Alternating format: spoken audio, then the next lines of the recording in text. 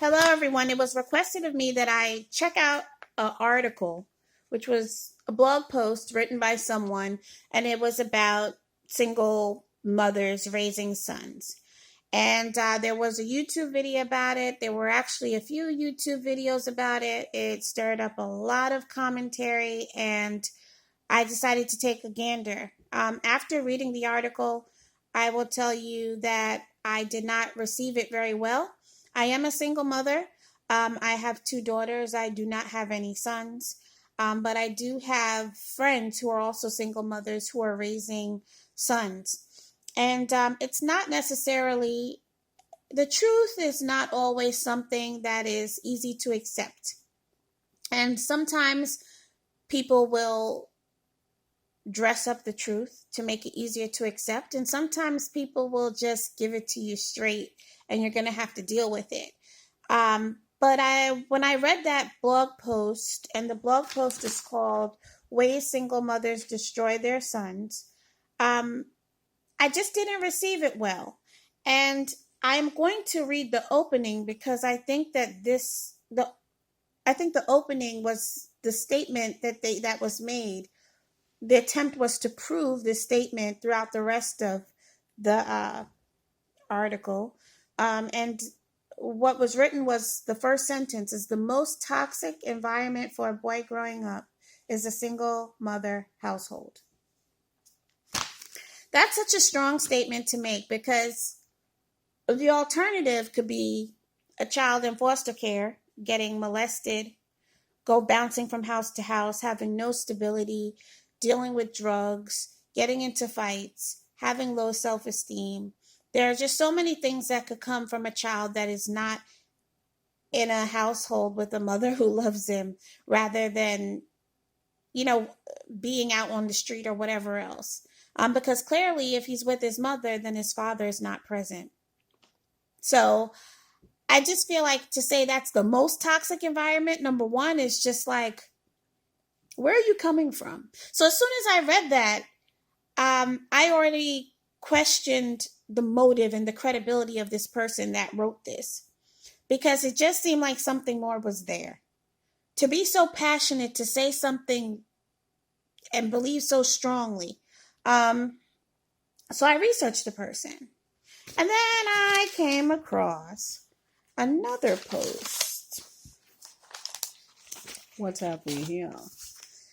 I'll tell you what we have. Why real men avoid single mothers. Okay. So the first one just seemed like you're trying to guide women on single mothers on how to raise their sons. The second one is just bashing them all together and saying, real men ain't gonna date you, single mother. Really? First sentence, real men don't date single mothers. So you've already told single mothers in that sentence, a real man is never going to date you. And now you've inadvertently also insulted all of the wonderful men who do date single mothers. So you've insulted two different populations in one sentence. So that's really nice. Oh God. The reasons why, never available. She's raising children. If a woman is so accessible when she's raising children by herself, she might not be a good mom, which is what you were just posting about in the previous article. You are not a priority. Well, if you want to be a priority in anyone's life, become one. That's my answer to that. Thinks the world revolves around her and only her. I find that hard to believe because as a single parent, I typically put everything before myself. And when I have my selfish moments, everyone remembers it because it doesn't come very often. Everyone could say exactly what I do when I want to be selfish. I go get my nails done. I do my hair. I go in my room. I watch Netflix. These are my selfish moments. So that is like, really? Emotionally unavailable. Why would I be available to you if I don't know that you're going to have longevity in my life? Everyone is emotionally unavailable until they realize that it's worth vesting emotion. Especially in the age of social media where you can like something and you really don't even like it. You just click a button and it looks like you actually cared. Oh boy. The ex/baby daddy is always there. You just wrote about single moms destroying their kids' lives and not allowing the fathers to be around. And then in the next breath, you write this article and say the baby daddy's always there. This sounds really personal. This sounds like you had a personal experience and you decided to use this personal experience to fuel all of these opinions, heartfelt opinions about single mothers. The other thing that was said was that the kids are working against you. That's great. They're kids. Way to talk about children.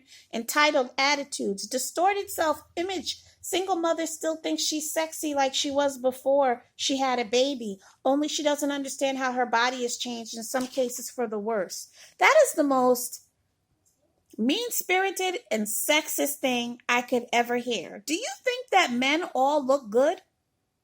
A lot of men do not look that great. And here's the thing. You have a middle-aged paunch, bare belly. You've lost your hair. The hair that you have left is going gray. Okay? And you haven't even had a baby. So what's your excuse? We all go through different changes in life. And there are lots of beautiful women who have had children who look fantastic. And they're not even all celebrities. There are lots of women who look beautiful. So to put a woman down and say she doesn't look as good and she's not sexy anymore because she had children, it's like, it's just really sexist and it just sets us back. And what a disappointment. What a disappointment. I really kind of feel sad for someone who has this mentality. Distorted self-image, always the victim. And then always they're still looking for some rich, incredibly handsome man or Captain Save-A-Ho. Why does it have to be Captain Save-A-Ho? Because she's a single mom? So what do you call the creep that had the kid with her and isn't even there? I just feel like the accountability is just shifted onto women, and it's just like, you're not even factoring how she became a single mother. Did the father die? Did the father go to jail?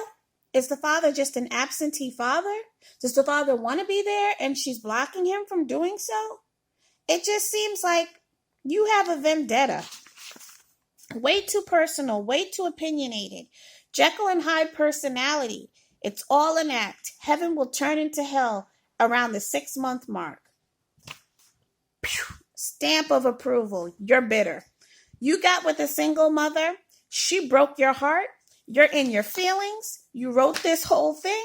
And now you went on a rampage. You said that single moms are drama queens. I think it's quite dramatic that you dedicated this amount of time to bash them. Way to fail. Manipulative, just all these things, dishonest. A single mother is a liar. It's how she gets what she wants. It's how she manipulates people.